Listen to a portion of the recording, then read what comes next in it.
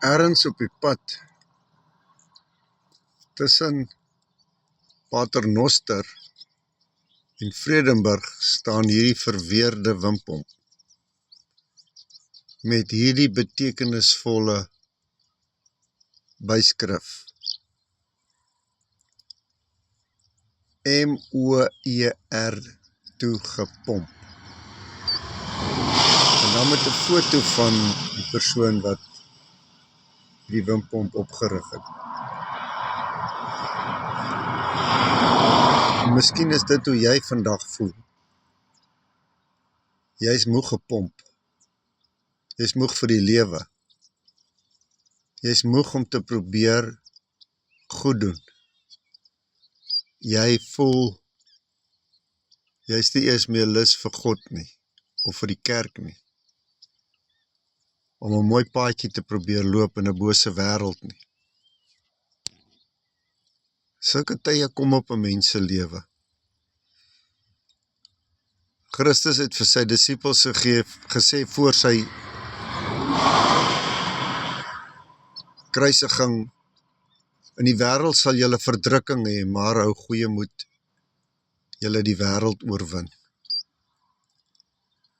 Hierdie verdrukking wat ons sal beleef is baie keer van mense af wat ons vyandig gesind is, net nasty is met ons, van moeilike omstandighede wat ons beleef, maar baie keer is dit ook van uit onsself.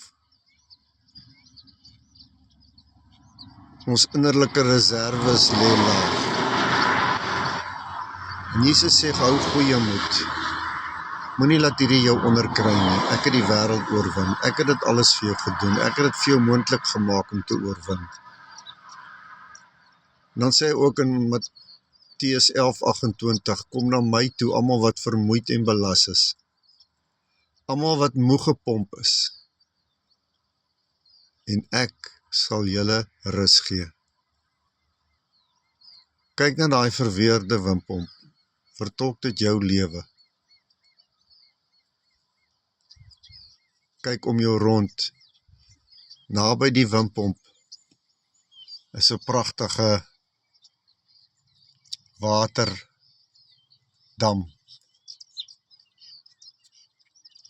En dan dink ons in Psalm 23, hy lei my na waters waar rus is.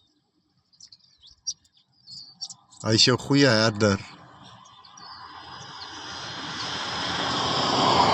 Jy hoef nie so te voel nie. Jy kan voel soos een van sy geliefde skape wat by die waters van rus is. Oneindige rus en vrede kan jy neerlê.